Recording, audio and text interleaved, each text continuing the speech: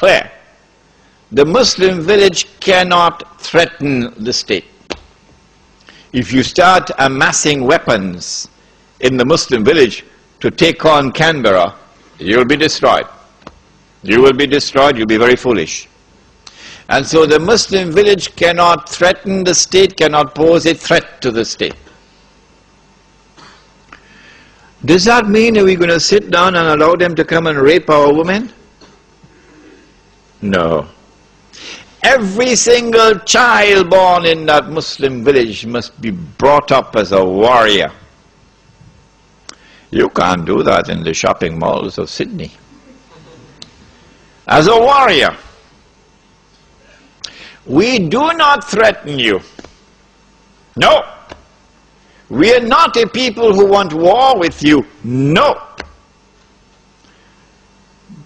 But if ever you make the mistake to attack us, and there is no way for us to retreat with safety and protect our women and children, you're going to have a fight on your hands. Because we will fight like you've never seen a human being fight before. Every single one of us will be a roaring lion of a man. Because we will say we prefer to die as men than to live as slaves. So for that you need military training. You need to build yourself physically, psychologically. At the same time, all of this preparation is not for the purpose of threatening the state or threatening anyone. The Muslim village must be one jama'ah, because that is Islam. So this is not going to be a Deobandi village, or a Tabligh Jamaat village, or a Barelvi village, or a Salafi village, or a Wahhabi village, or a Ahle Hadith village. You come help me with some more names. No. This is a Muslim village for all full-time Muslims. All. Come, brother. And so the Sufi and the Salafi will live together as brothers in this village, on the condition that it must be plain, absolutely plain and clear beyond the shadow of a doubt for all, that insofar as the public life of this village is concerned, please listen carefully, because Al-Arqam movement in Malaysia didn't understand this and they were destroyed.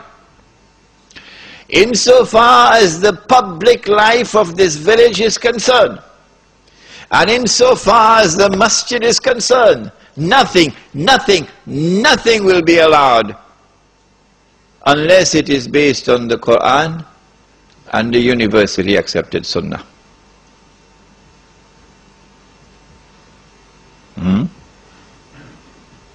And so if you have a Muslim practice which is not based on the Quran and the universally accepted Sunnah, and which is manifestly beneficial, like the halaqah of zikr, okay? Take it in your private life. That's all we ask of you. Take it in your private life. Do not bring it in the public life, so that there will be no cause for fitna. If anybody wants to invade into your private life now and shout out bid'ah and haram, we'll throw him out of that village faster than Federal Express. And so now the Sufi and the Salafi, you don't believe me, will live together as brothers in this village. And when they wage jihad, they'll wage jihad side by side. The Muslim village therefore must be one jama'ah and must have one amir. Whoever that amir is, even if he be a black Abyssinian with a head like dried grapes, khutbatul wida, you must obey him. You must obey him. on the condition that obedience of the Amir does not require disobedience of Allah and His Messenger. You must obey him. If you cannot obey the Amir in an order which is just, then goodbye. Go back to Sydney. And now the Amir will enforce the deen on the members of the Jama'ah. If you commit a sin for which is a public flogging, and you say, I don't want to be flogged, okay, go back Sydney. You can't live amongst us anymore. If you want to live amongst us, then you have to authorize us to give you the public flogging. And so we'll enforce the hudud in the village on those who consent to allow us to enforce it upon them. And those who do not consent, we ask them to leave. The Muslim village will be an island of Islam in a godless world. Your children will now grow up in an atmosphere which is healthy for them, rather than naked people around them in the shopping malls.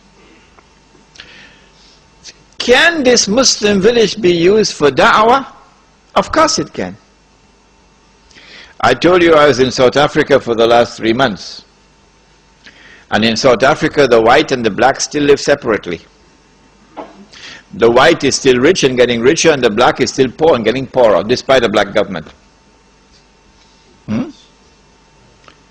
So there is, there is a big explosion that's coming. You don't need a PhD for that.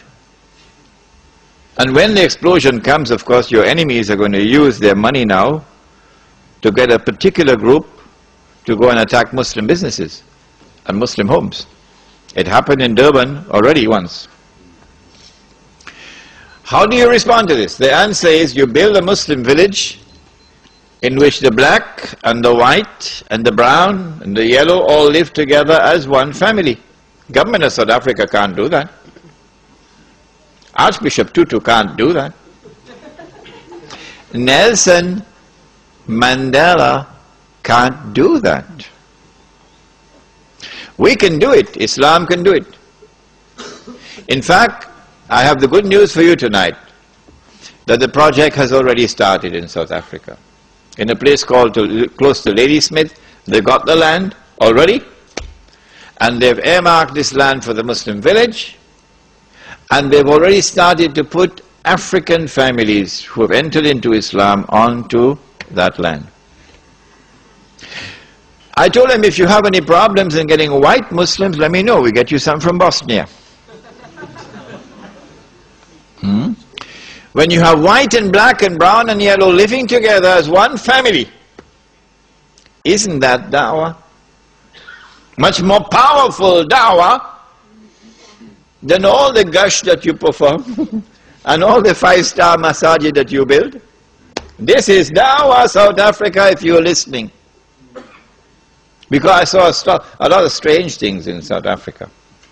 But I didn't see real da'wah so far in South Africa. No. The black man in the Muslim village is no longer poor. And he didn't get out of his poverty through charity. Well then, how did he get out of his poverty? Brothers, this is da'wah. This is tabligh. He got out of his poverty because, number one, we establish a free and a fair market in the Muslim village, which does not exist anywhere in the world.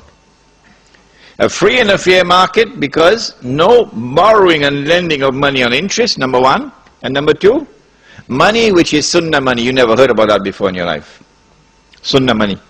That's my lecture tomorrow night, inshallah. And thirdly, we said, if you plant, you reap. You don't plant, you don't reap. Because Allah said so in the Quran. But nobody ever translated it like this.